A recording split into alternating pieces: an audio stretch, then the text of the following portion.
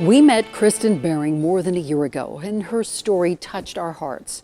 She lost her home in a fire, and through it all, she continued to have a positive attitude. Even though she faced hardships, she was a double amputee with end-stage kidney disease. Well, Denver 7 viewers stepped in to help Kristen, gave her an accessible van. And it's her story that helped us launch Contact 7 Gives to begin with. As Liz Gelardi shows us, now your generosity is helping another family too. I'm blessed. I'm very blessed. Despite losing everything in a fire, Kristen Bering always told us she felt blessed. And I just choose to be positive and help other people because that's what we're supposed to do. Last year, it was our turn to help Kristen. She was having financial issues and was in desperate need of a handicap-accessible van. You, our viewers, stepped up, donating enough money to Contact 7 Gives for us to help Kristen buy school supplies for her son Logan, take a trip to the mountains, and best of all, work with the Colorado Independent Auto Dealers Association to give her the surprise of a lifetime. It's our pleasure and honor to help you out. Kristen was always positive, full of life. That's why it's so hard for us to believe she's gone. She passed away in June. That's all you have in life is just to help people and be positive. Her brother Jeff Bering reached out to thank viewers for making the last year of her life a little easier. He also wanted us to help with one of her final wishes. Just because how you guys had reached out and helped my sister, I thought that passing the torch on to someone else would be a good thing to do. Meet Carl and Will Benham.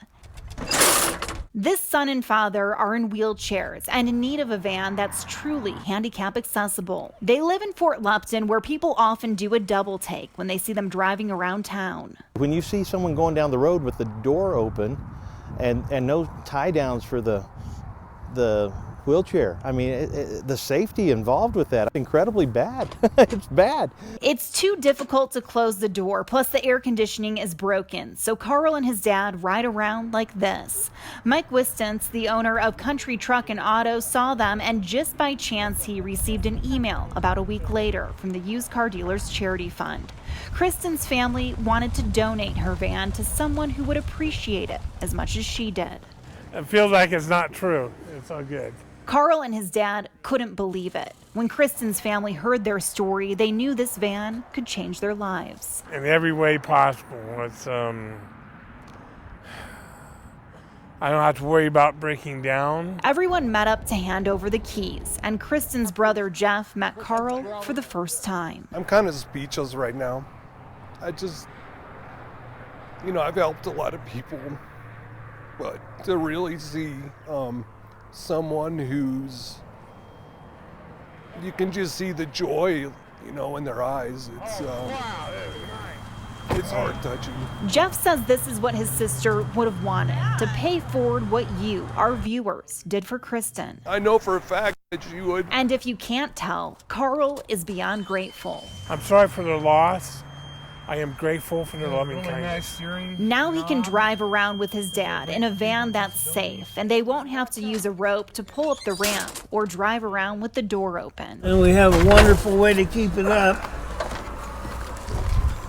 It's like tying a horse down, so excited even at the thought of it, because he's been driving that piece of junk there for, I'm scared to ride in it sometimes, One van now helping two families, and it's all possible thanks to Denver 7 viewers.